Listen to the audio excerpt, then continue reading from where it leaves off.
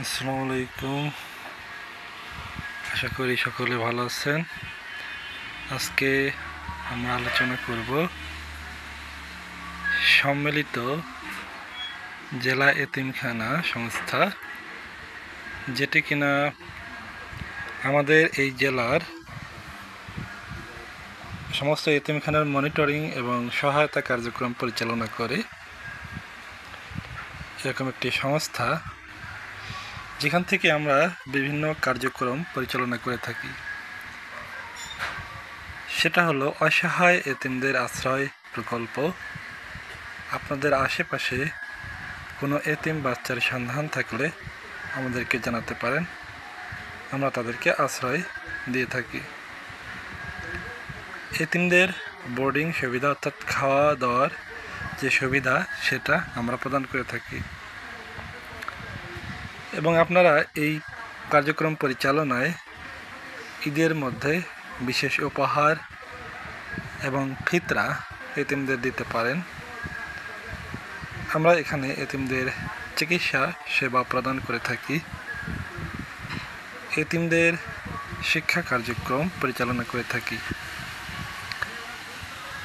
বিশেষ করে মানসিক প্রতিবন্ধী এবং জন্মগত প্রতিবন্ধীদের বিশেষ সহায়তা দিয়ে থাকি।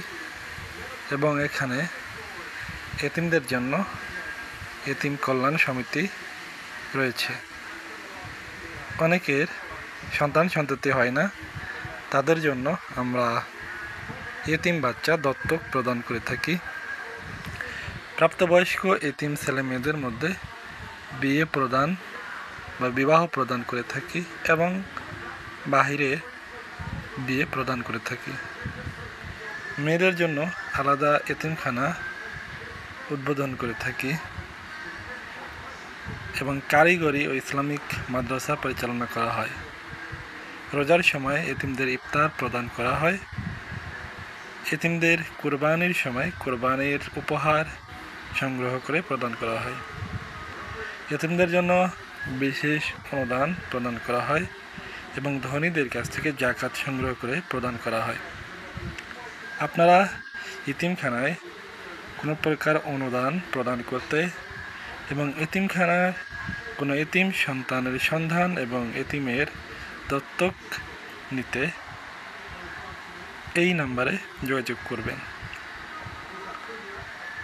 আপনারা আপনাদের যে কোনো কাফারা আদায় করতে, যেমন আমরা জানি একটি রোজা ভাঙলে 60 জন এতিমকে খাওয়ালে তার কাফারা আদায় করা যায়।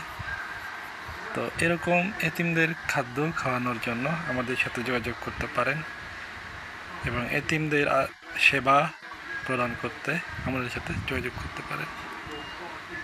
ধন্যবাদ। আসসালামু আলাইকুম।